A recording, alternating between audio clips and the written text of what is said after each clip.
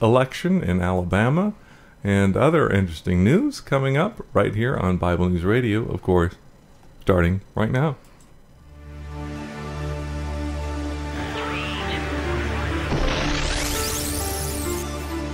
So thou, O son of man, I have set thee a watchman unto the house of Israel.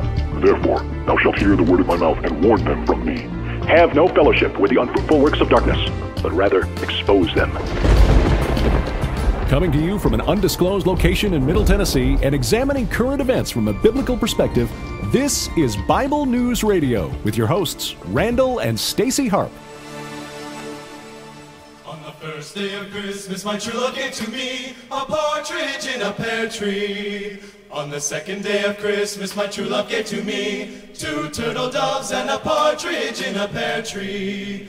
On the fourth day of Christmas, the third day of Christmas, my true love gave to me 5 golden rings, 4 calling birds, 2 turtle doves, and a partridge in a pear tree. On the ninth day of Christmas, my true love gave to me, my true love gave to me 8 maids a milking, 7 maids a milking, 6 maids a milking. Better not shout, you better not cry, you better not in a pear tree. On the ninth, on the 8th, on the 7th, the halls with boughs of holly. Here we come, the swimming, 6 geese a laying, 5 golden rings, 4 calling birds, 3 French hens, 2 turtle doves. The boar's head in hand bear I, bedecked with bays and partridge in a pear tree. On the 11th day of Christmas, my true love gave to me 11 pipers piping, 10 lords a leaping, 9 ladies dancing, 8 maids a milking, 6 swans a swimming, 6 geese a laying, 5 golden rings, 4 calling birds, 3 French hens, 2 turtle doves, and Rudolph the red-nosed reindeer. On the 12th day of Christmas, my true love gave to me a dreidel. I made it out of clay, and man is dry and ready. A dreidel I shall play. Oh, dreidel, dreidel.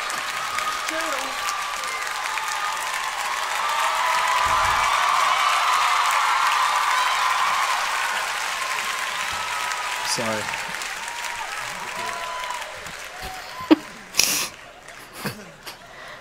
Hopefully you can hear this.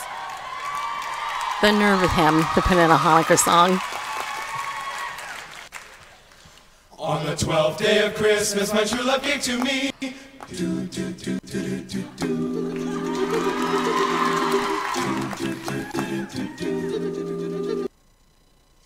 Uh-oh. On the 12th day, my true love gave to me 12 drummers drumming like Olympus upon the surrogate.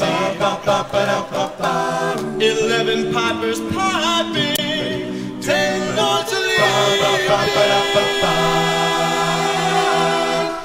9 ladies dancing, they were dancing for me. They were milking just for me. I had Christmas down in Africa. I had Christmas down in Africa. I had Christmas down in Africa. I had Christmas down in Africa. I had Christmas down in Africa. Gonna take the halls and do the things we never had.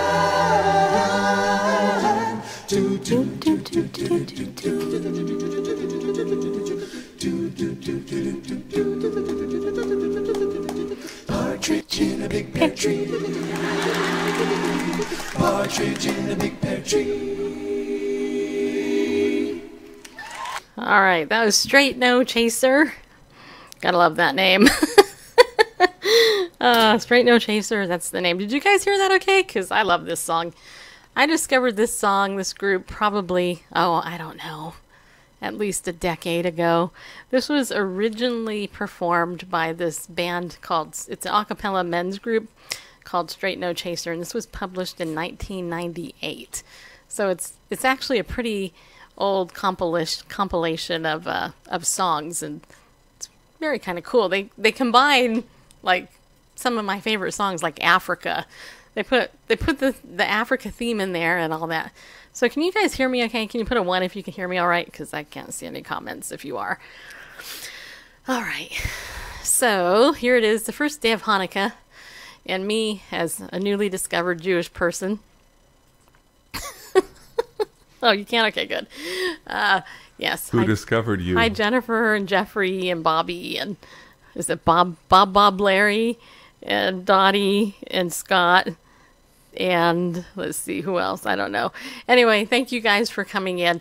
Anyway, as a newly discovered person with Jewish heritage, tonight. Who discovered you? Who newly discovered you? Is the first night of Channukah or Hanukkah or the Feast of Lights, depending on who you ask.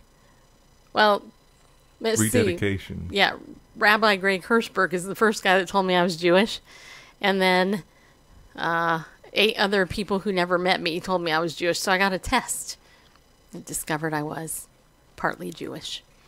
Or I am partly Jewish. I'm not dead, so I am. Yes, my friend Jennifer's telling me that she's more Jewish than I am.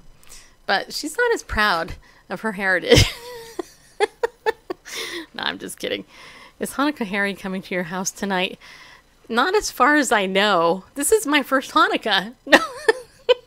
Actually, tomorrow night, this is going to be good, you guys. Tomorrow night, my guest is Messianic Rabbi Model Balston, who is actually going to come on for his second appearance here on Bible News Radio, and he's going to talk to us about what Hanukkah actually is and what it celebrates, and he's going to answer everybody's questions that has them and all that. So in fact, I thought I would tell you right up front, because it is Hanukkah, one of the first things we're going to do is tell you what our new special is, because Ariel Ministries is our sponsor. This is a Messianic Jewish ministry of Dr. Arnold Fruchtenbaum, and we have actually a special just for you tonight. So this actually will go through the end of the year, but I wanted to direct you over to my Twitter account. I have a pinned tweet over there on Bible News Radio, and I'm trying to bring up my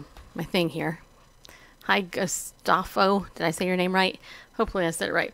My computer is sorely lagging at the moment, so it's taking me a minute to get to the stuff that I need to get. But what this is over, Randall has it right there on the screen. It's this is the actual page. If you go to bit.ly/Ariel Feast, and you have to capitalize A and F. If you go there, oh good, I'm glad I pronounced your name right. If you go there, you can download that 28-page Bible study from Dr. Arnold Fruchtenbaum. It's a detailed study of both the biblical and rabbinic perspectives on the Feast of Hanukkah. It's 28 pages.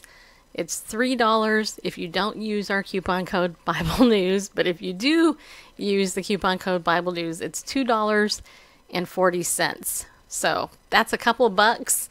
I mean, that's cheaper than a hamburger somewhere, right? Cheaper than a cup of coffee most places. So anyway, if you go to ariel.org and then you go to that bit.ly link, bit.ly/A Ariel, A-R-I-E-L, Feast, capital F-E-A-S-T, but the E-A-S-T isn't capitalized. You can get that for $2.40. If you're a Christian, you want to understand your biblical heritage, just, that, then I would encourage you to get it. In fact, I have, let's see here. I have it right here in front of me. I can just give you a quick idea of what's in it, because it's, like I said, it's 28 pages. It has an outline of, let's see, it has the Hebrew names for the feast, the prophetic background in the book of Daniel. Let's see here, it talks a lot about that. The historical background, so it gives the political background, the Maccabean revolt, Jewish practices, the laws of Hanukkah, the liturgy, talks about the lampstand, the menorah, service of the kindling of the lights, the blessing before the ceremony, the blessing after the kindling ceremony, the singing of a special song. It offers prayers, scripture readings, various Jewish customs like the giving of gifts, Hanukkah gelt, special foods, special games, and then there's other practices and rabbinic lore, classic Jewish sources, the messianic implication. This is the reason why I would get it if I was you. I would get it just for the messianic implications of what it means, meaning, how Jesus came in, he proved he was the Messiah, and how he actually celebrated the Feast of Lights when he was here on earth with us. So there's that. That's actually part 5. It's pretty well good too. Anyway, 28 pages. You can get it for $2.40. Add it to your collection. You don't even have to, hi from Sweden, you don't even have to pay shipping. It just download it on your computer. All right, so check that out. If you need the link, just go over to twitter.com/Bible News Radio. It's pinned. Just click on there, download it. Your download supports Bible News Radio, and you get a great resource for this time of the year. Also, want to let you know, since I'm doing my announcements a little bit early, I may as well also tell you that the waterproof Bible that we've been offering all month is still on sale. It's on sale through the end of the month. If you need a waterproof Bible, and who doesn't? I know, I think Jennifer told me she didn't, but but besides Jennifer, who actually doesn't need one? You know, I think everybody needs a waterproof Bible because they're cool.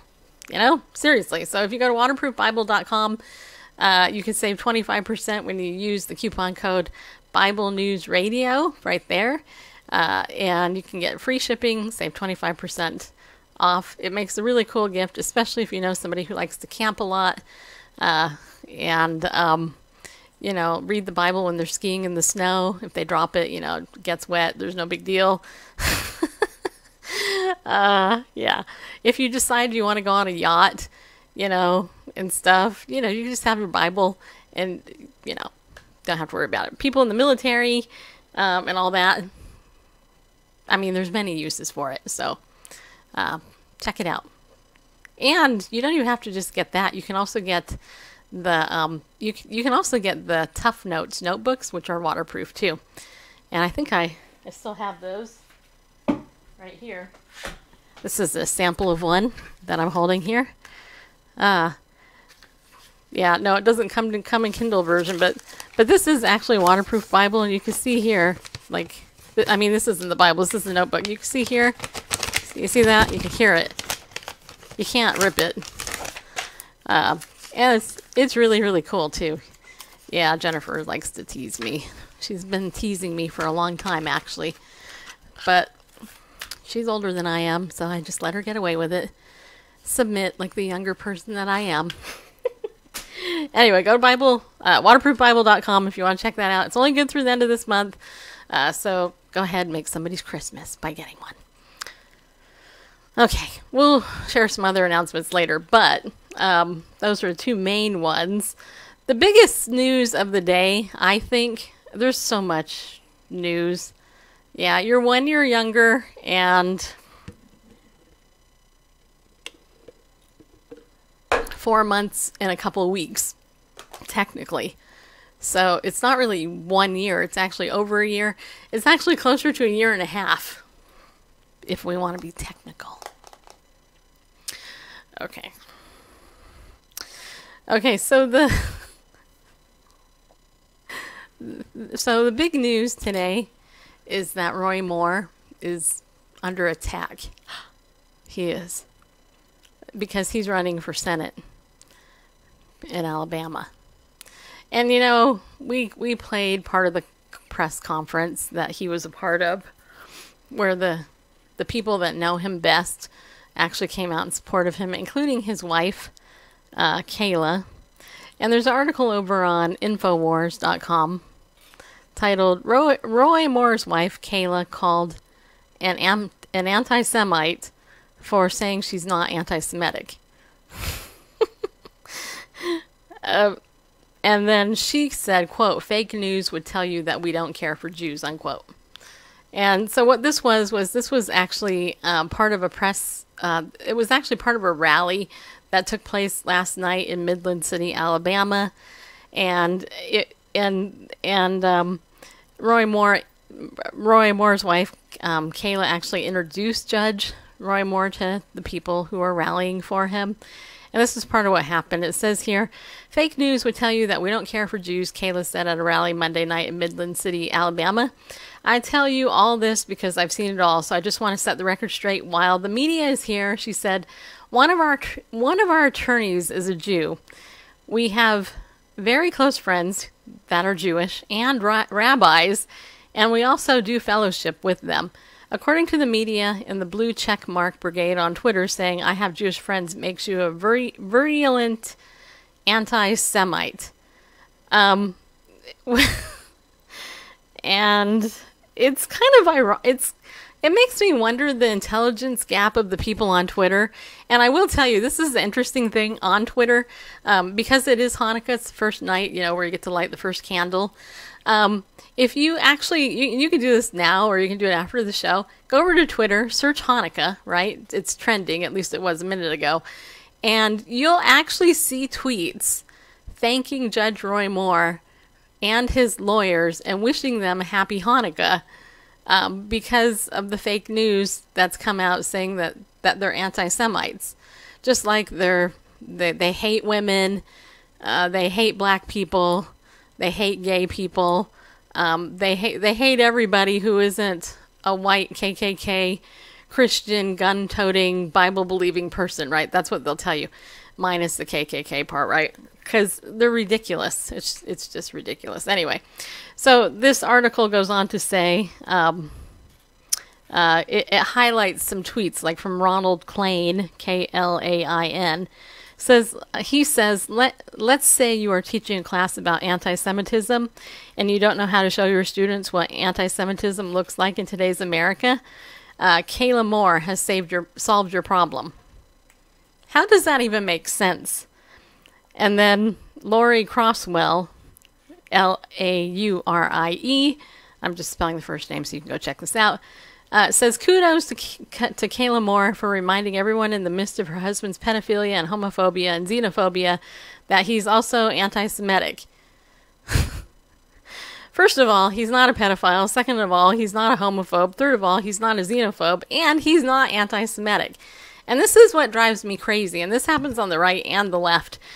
This just happens to be people who, they listen to the mainstream media without thinking or listening to the actual people themselves. And still to this day, Gloria Allred, the flaming liberal attorney that she is, still has not produced the yearbook claiming that Roy Moore did the things that he did and he had the connection that he did. And you got to ask yourself why. Meanwhile, the different polls, some polls were saying, I think it was the Fox News poll was saying that Judge was down, like 10 points or something against his opponent, Doug. Was it Doug Moore? Or no, Doug Jones, I think it is. While other media was claiming that he was up like 9 or 10. And so the point is, nobody knows. All I can tell you, to me, this has been one of the most vicious political seasons I have ever seen. I thought the presidential race between Donald Trump and Hillary Clinton was a nightmare. I mean, seriously, even among the Republican Party, which, I'm not a card-carrying Republican by any stretch. But when you had something like 12 or 13 candidates, they were hashing it out. And it's like, oh my gosh. And we ended up with Donald Trump.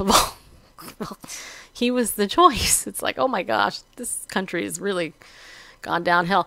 Anyway, but then, the left got Hillary. So, I mean, if you want to talk pedophilia or, not even pedophilia, but let's talk sexual predator, Bill Clinton is one of the worst out there. And it's been proven, not only that, he was impeached by the government.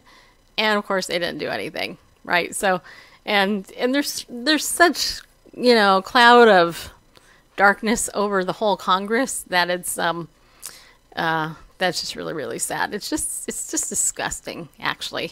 It's truly disgusting that we have come to the point in American history where you can't just debate an issue.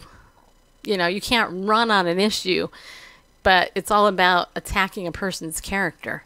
I mean, it's so stupid. And yet, the Bible predicts that in the end of days, the love of many will grow cold.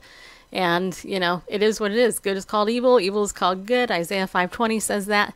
High smoke weed. And it's interesting. I've even seen debate on Christian feeds on Facebook from some Christian pastors who I would consider more emergent in theology than me. And also people like Beth Moore, who I actually respect and I like her stuff. But, coming out against people, who are in politics, well, Christianity isn't about politics. You're missing the point. God created the family first, and then he created government. That's very clear. In Romans 13, we get if you look at Romans 13, you can read and you can see what the role of government is. The actual role of government is to uphold righteousness, right? And Dan, thanks for saying that, but I actually ended up popping in. I wanted to watch it, but I was trying to get ready for my show, so I will go back and watch it later, because I've actually tagged it to go in, because I wanted to see it. But because I want to hear what your perspective is over there from England on what you were talking about. But anyway, my point is that Romans 13, I believe, it tells you what the role of government is. It's to make sure people are safe and to uphold righteousness, right? Our government doesn't. And here's the other thing. Some of you might be surprised to hear this, but Israel's government doesn't either. Just because I support Israel, and even what Donald Trump earlier,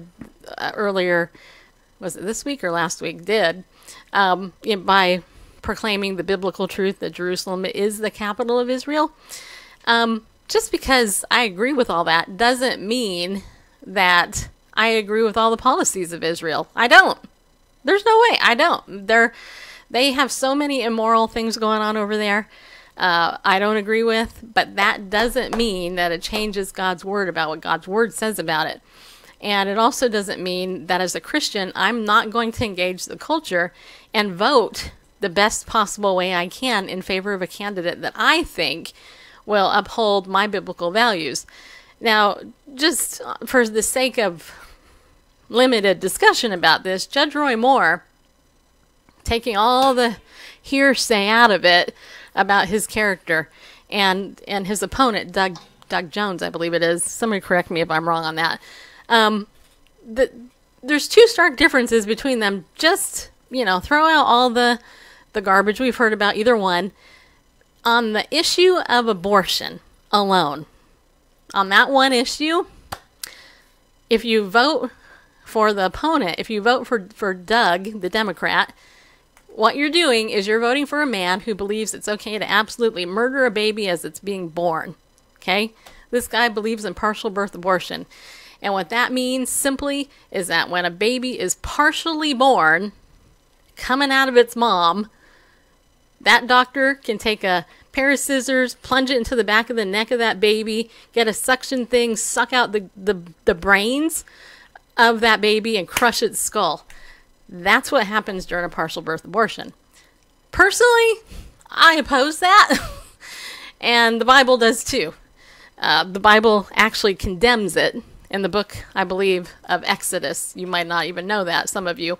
But partial birth abortion is actually described in the book of Exodus. I believe it's Exodus. And it's condemned. Murdering an innocent baby is condemned by the Bible. Okay? So if I had to vote just on that one issue, is it a political issue or is that a biblical issue? Well, the Bible says choose life. So I would say I'm going to choose life over the guy that's going to choose death.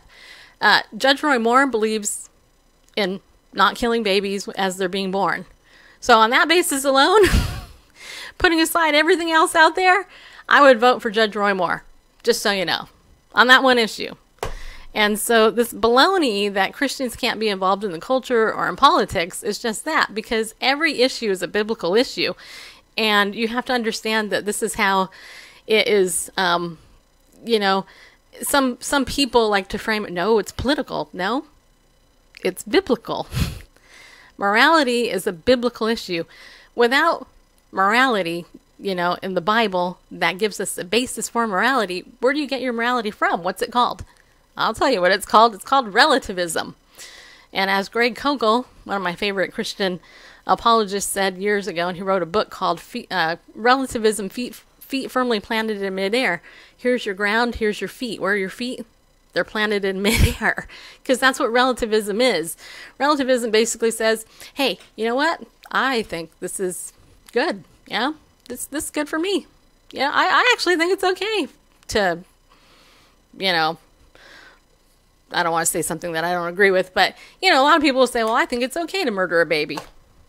Well, you do? Well, who cares what the law says? If it's good for you, go for it. It was, it's stupid. It's foolish. Shalom. Anyway, so anyway, issues of politics and Christianity, people say don't talk about politics, religion, all that stuff. How can you not? God created the family first. He created government second.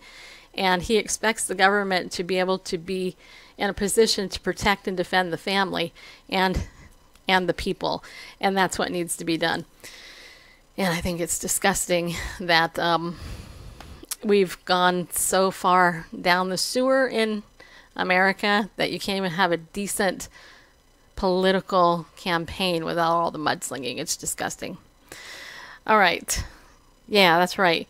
By the way, I should just say hi to some of you guys that now that I see you here. Of course, Melanie is here and John is here. I did get your email. I've had a crazy day, but I will email you back. And then I see Mia. Hello, Mia. And Phil, who flies airplanes. Just kidding, no.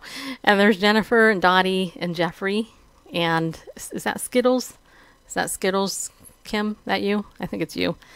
And I don't know who else might be here, but anyway, you guys rock. Yes, it is. Okay, good. Gotcha. Okay.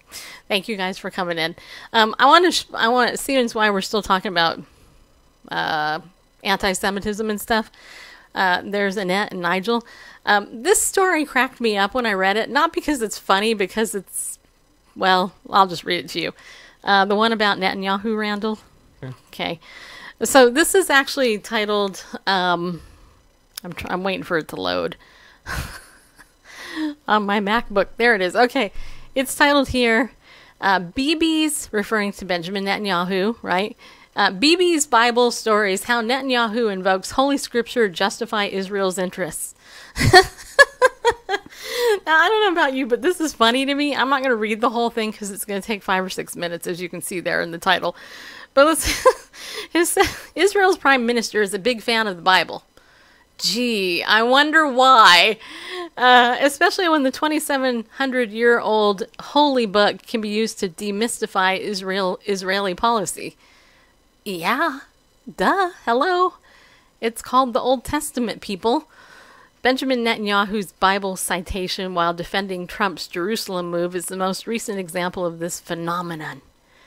During their meeting in Sochi in August, Russian President Vladimir Putin presented Netanyahu with a copy of the first ever Bible printed with commentary by Rashi, a renowned medieval French rabbi and scholar. It was a fitting gift considering that the Israeli prime minister is known for his fondness of citing the Bible as if it were a UN Security Council resolution. Hopefully with more authority than that. You would think. Following Donald Trump's controversial decision to recognize Jerusalem as the capital of the Jewish state, Netanyahu lectured EU leaders about following suit. His argument, quote, the Bible supports Trump's move. Quote, you can read it in a very fine book. It's called the Bible, Netanyahu told French President Emmanuel Macron Sunday. But Bibi's love for Bible thumping goes back to the time of the pharaohs. Yes. Netanyahu, he uses the Bible to prove Jewish ties to Hebron, or Hebron. Hebron? Is that how you say it? Okay, anyway. In July, the UNESCO World Heritage Committee voted to recognize Hebron's old city and the Tomb of the Patriarchs as Palestinian heritage sites. In response, Netanyahu read from Genesis 23, 16 to 19 during his weekly cabinet meeting, insisting that the passage definitely shows the connection between the Jewish people in Hebron, or Hebron. I don't know, Hebron, I'm not, well, anyway. And the Tomb of the Patriarchs is one of purchase and of history, which may be without parallel in the history of peoples. In his address to the UN General Assembly in September, Netanyahu remarked, is there no limit to the UN's absurdities when it comes to Israel? Well, apparently not, because in July, UNESCO declared the Tomb of the Patriarchs in Hebron a Palestinian World Heritage Site. That's worse than fake news. That's fake history.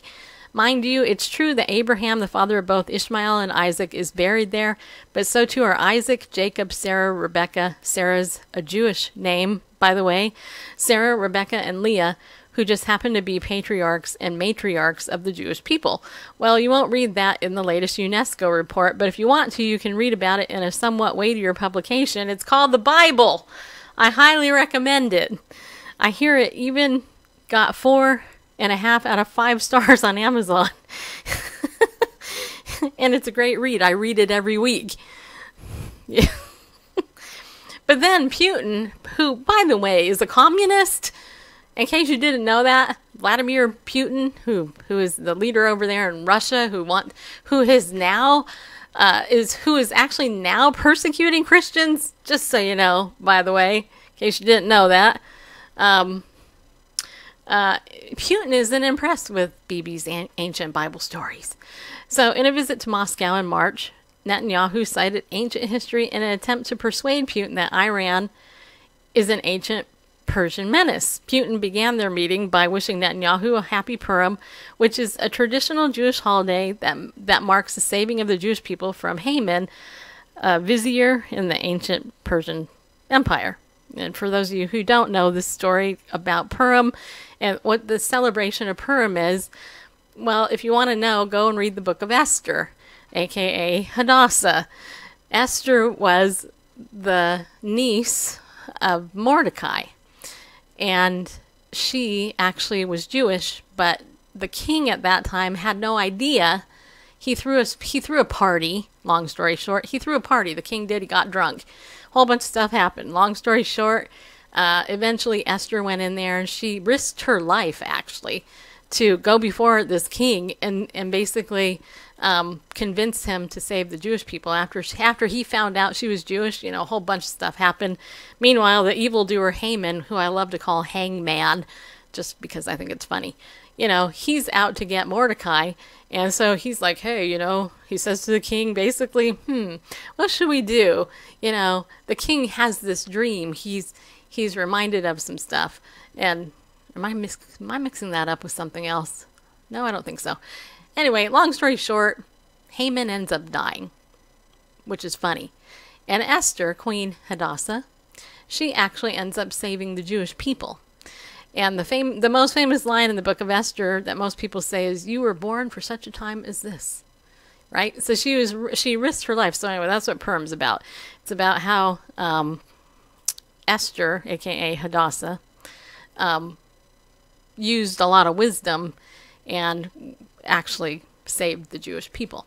So if you think women aren't important, then you need to read the book of Esther and also the book of Ruth, because the book of Ruth continues history there.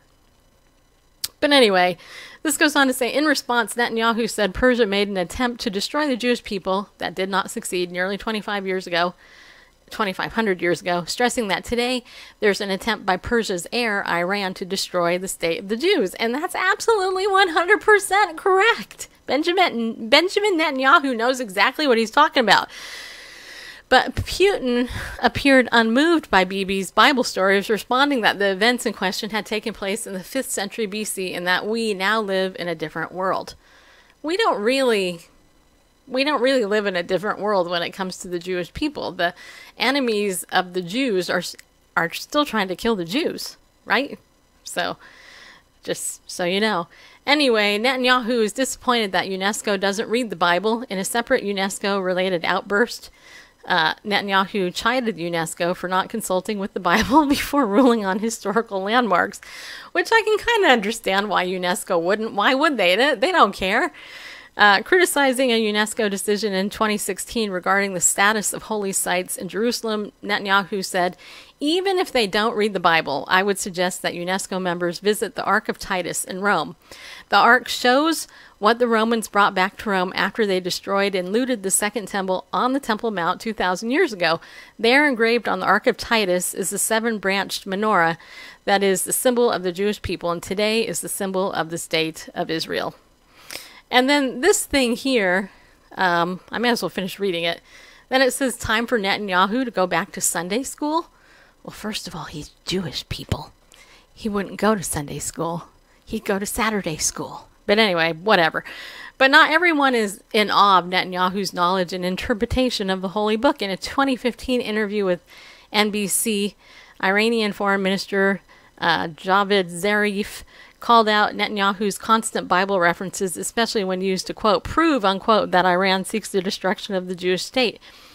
Even if he distorts his own scripture, said Zarif of Netanyahu, if you read the book of Esther, you will see that it was the Iranian king who saved the Jews.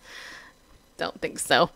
Zarif then did some historical recounting of his own, noting that it is truly, truly regrettable that bigotry gets to the point of making allegations against an entire nation which has saved Jews 3 times in its history. Once during the time of a prime minister who was trying to kill the Jews, and the king saved the Jews, again during the time of Cyrus the Great, where he saved the Jews from Babylon, and during the Second World War, where Iran saved the Jews.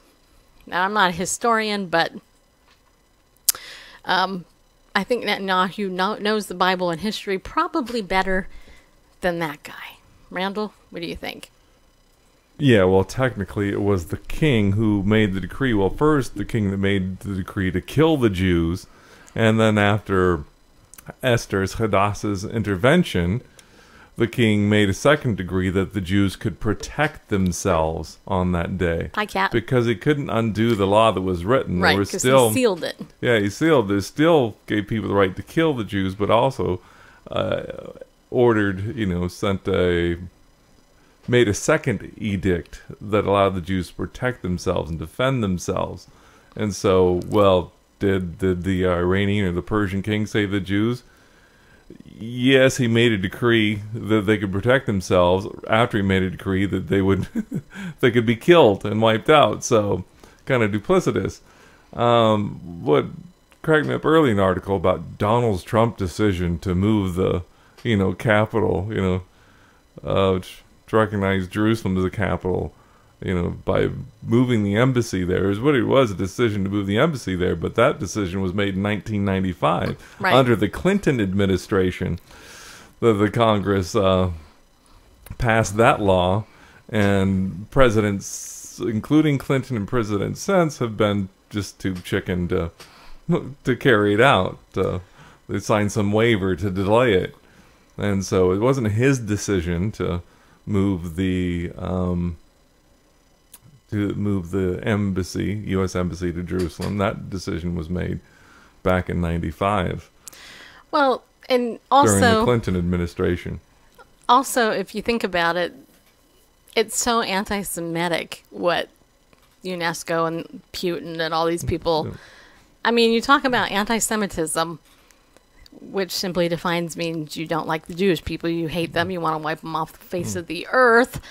That's why they come after America, because we support Israel, and even more so now because, hello, we have President Trump as our president, unlike Obama, who really gave Israel the middle finger through a lot of his administration. Netanyahu didn't even want to meet with them. And if you also look at the hostility towards Vice President Pence as he goes into, the Middle East there to continue to solidify the biblical choice, the decision that he actually made. It's biblical. It's not even political. It's biblical. It's politics, but it's biblical politics. I remember when I first became a Christian, I hated history. I hated it. Mr. Good was my 5th grade history teacher. I remember sharing this before. Mr. Good, he was my 5th grade history teacher, and I remember this guy's name because it was funny, I thought at the time. But what I even remember more was that he would sit in front of our classroom and fall asleep. And I remember we would have to drop books in order to wake the guy up. That's how exciting he was about history. When I became a Christian, and my mentor, Boo, her real name is Barbara, but she mentored me. Boo, actually, her nickname is Boo because she watched Yogi Bear and would always go boo, boo, boo. And anyway, she's the baby of the family, long story short. That's how she got her nickname, Boo. Anyway, Boo actually told me, hey, the Bible is actually a history book. And lo and behold, it is.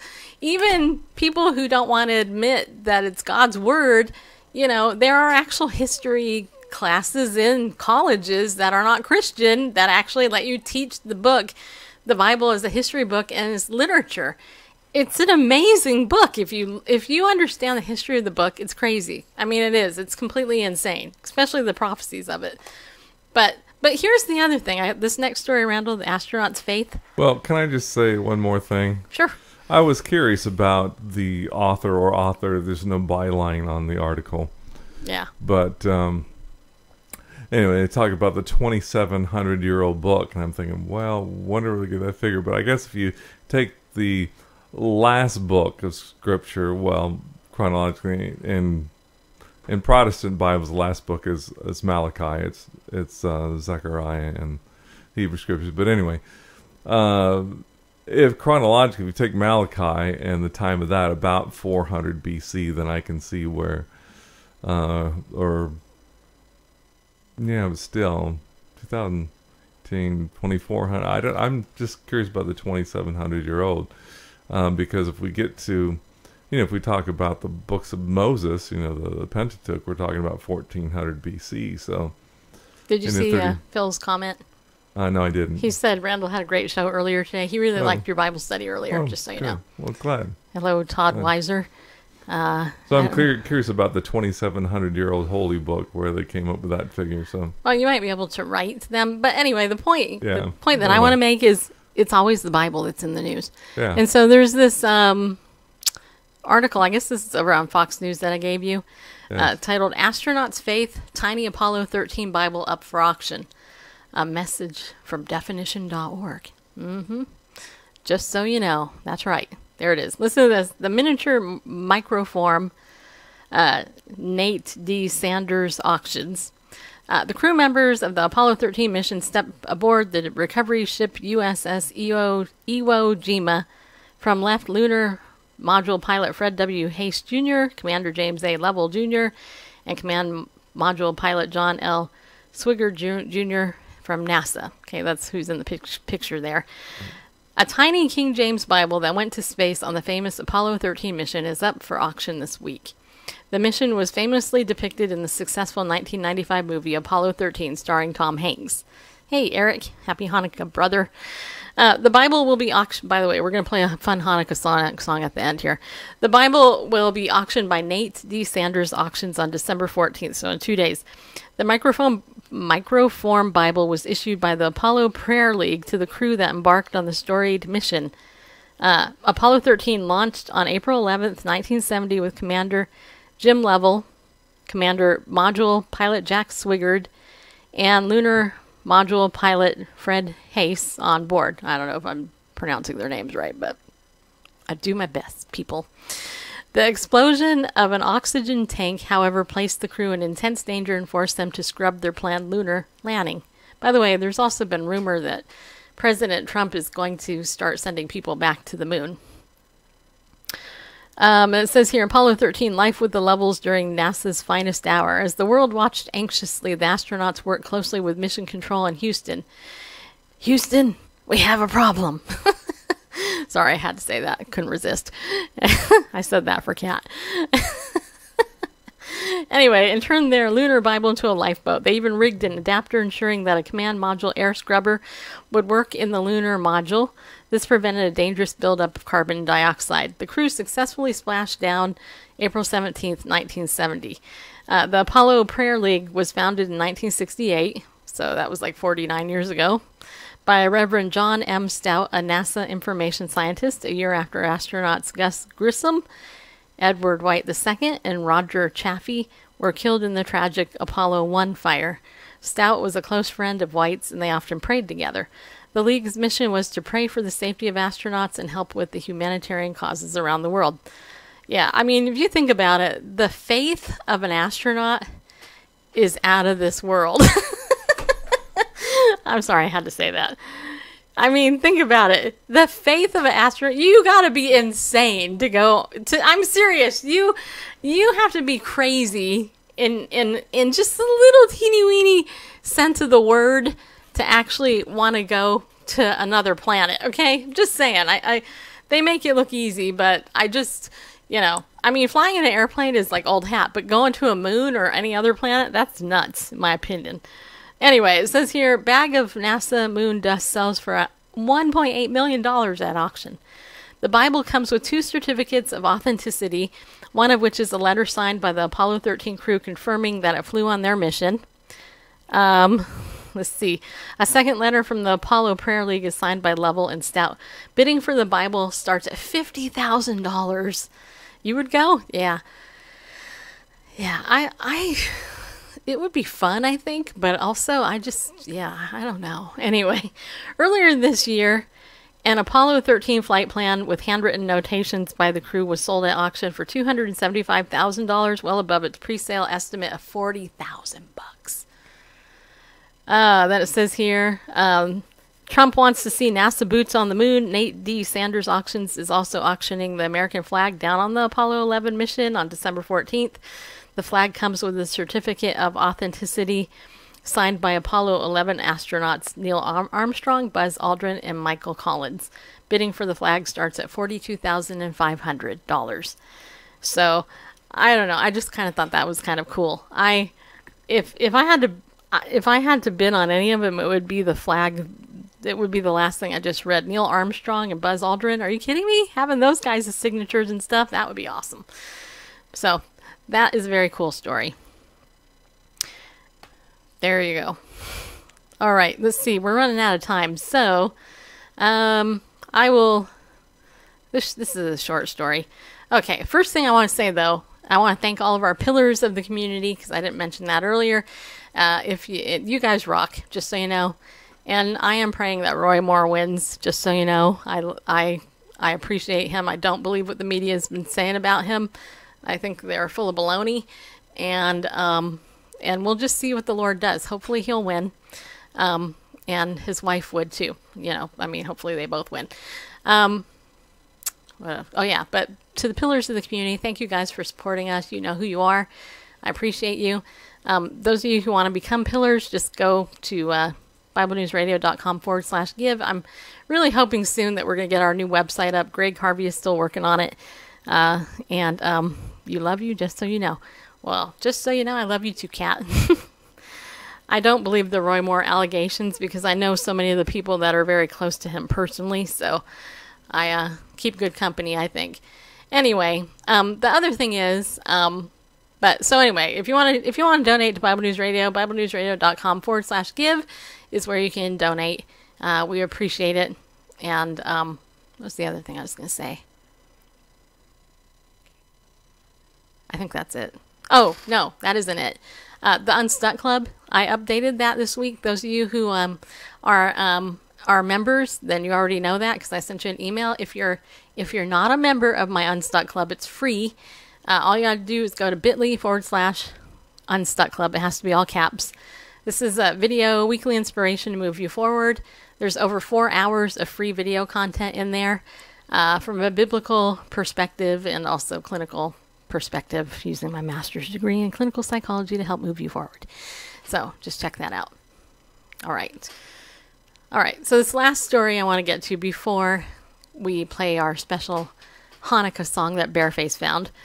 This was written by my friend who is also a pillar of the community, Cheryl Chumley. She writes over at the Washington Times this article titled, "College Pushes Hard for Christ-Free Christmases." Yeah. College administrators around the country, it seems, are rushing to acquiesce to even the most minor of voices on campuses to make sure the C word, that C for Christmas, doesn't cause angst in some offended students' ears. Basically, they're driving hard to drive out the reason for the season, Jesus Christ. The overriding message, don't be religious.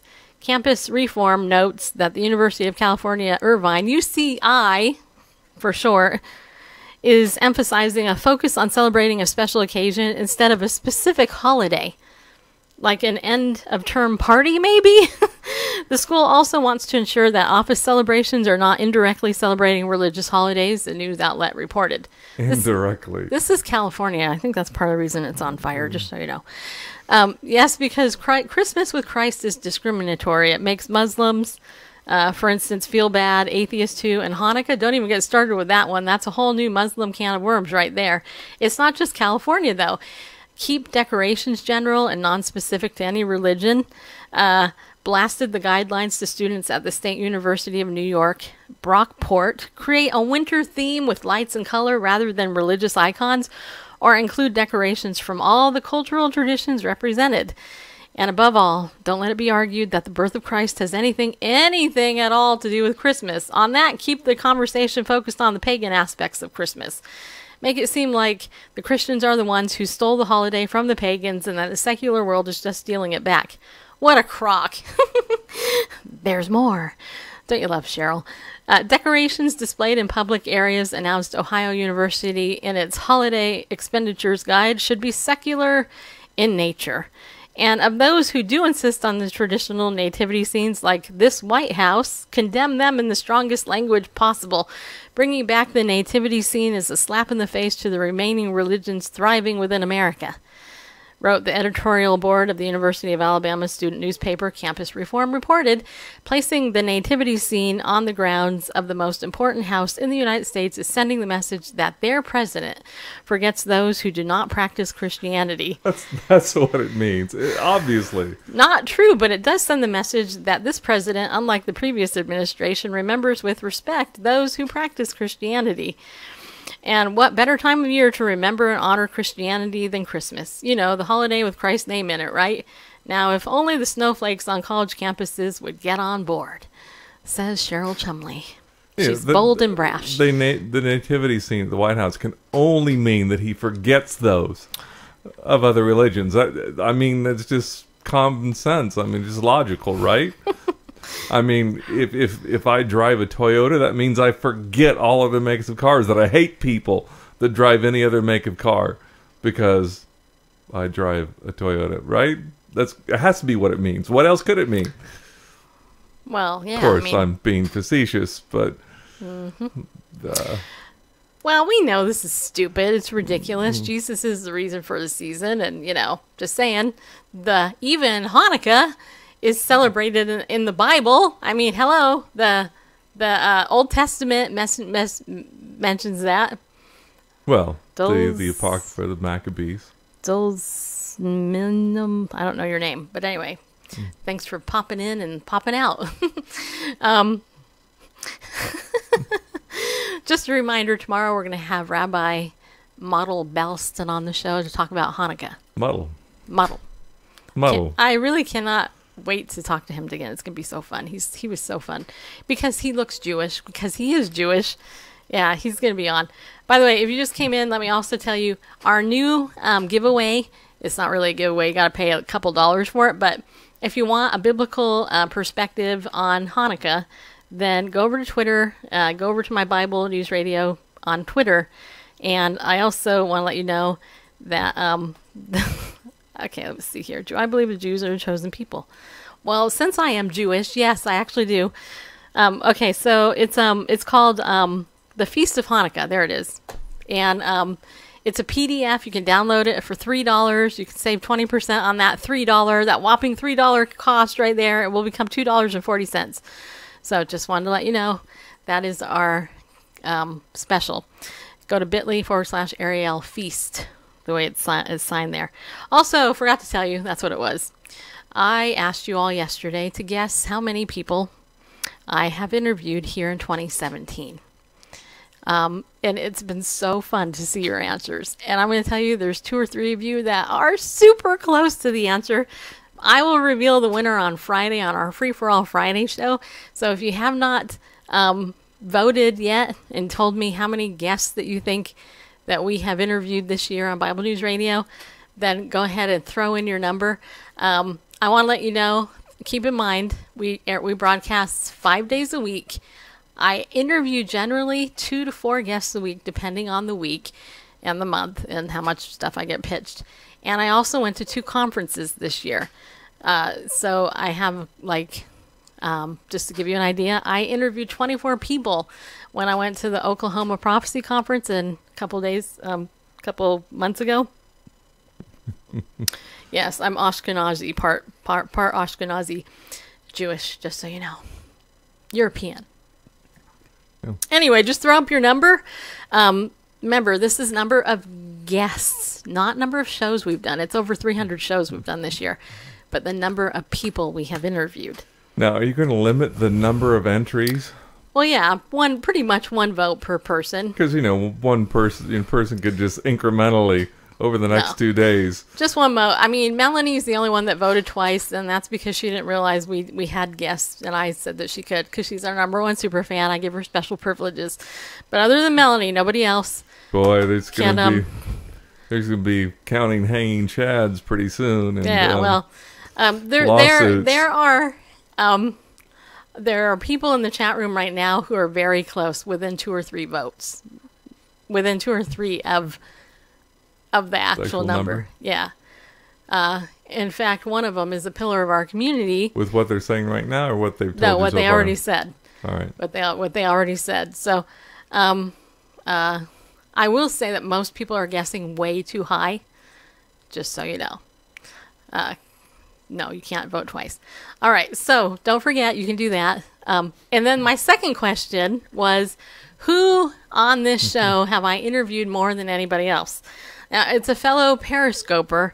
I had this person on 4 times this year, which is more than I've interviewed anybody else on the show. Some of you guessed Pastor Pete yesterday.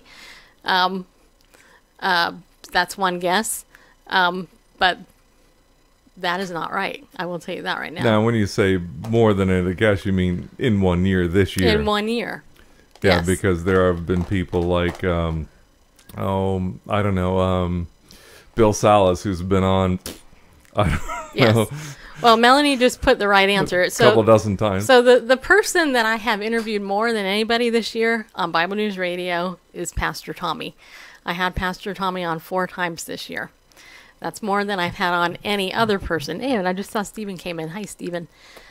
So Pastor Tommy is our #1 interviewed guest as far as how many times she's been on this year.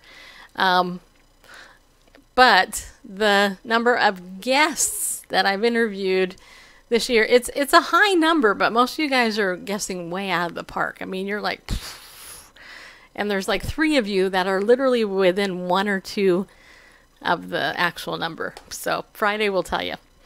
And who knows, maybe by Friday one of you will hit the actual number, but I think it's kind of fun to do this. All right. Randall discovered this song, so why don't you tell him about it and throw up the video. In honor of my Jewish heritage, because this is my first Hanukkah knowing I'm Jewish, so hey. Anyway, earlier, Stacey was queuing up the Straight No Chaser version of 12 Days of Christmas. I said, well, hey, this is the first night of Hanukkah. How about the dreidel song? She says, well, it's in here. And I was reminded, yes, it is. But then I thought, well, there's got to be a good, fun rendition of the dreidel song. And I found on YouTube.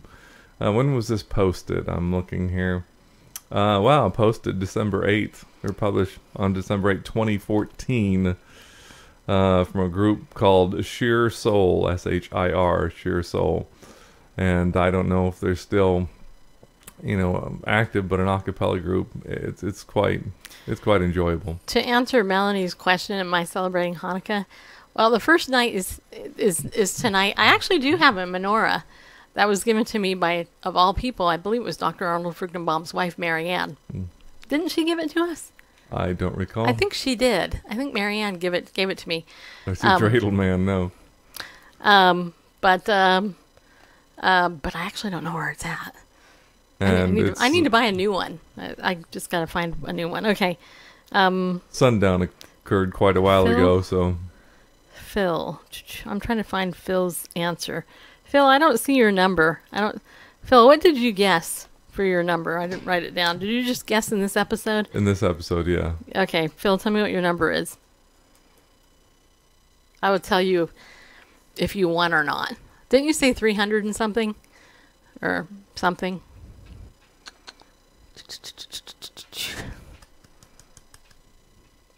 Is he still in there? 75, okay. No, you're not even close. Well, define close. You're not close. Guess by the religious as to vomit their God in front of their faces. Hail Satan. Okay, so go ahead and just play the... All right, let's do that. We'll end the show with a tribute to Hanukkah. And happy Hanukkah, everybody. All right.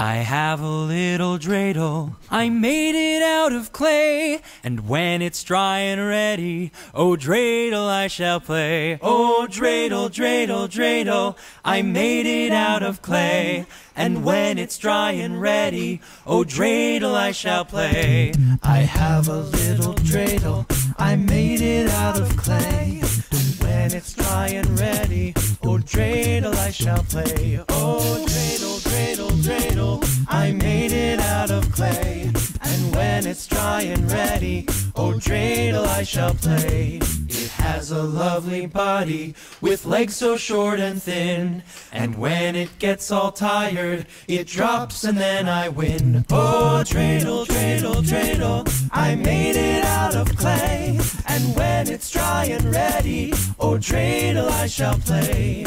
מי ימלל גבורות ישראל אותן, מי ימלל גבורות ישראל אותן, מי ימלל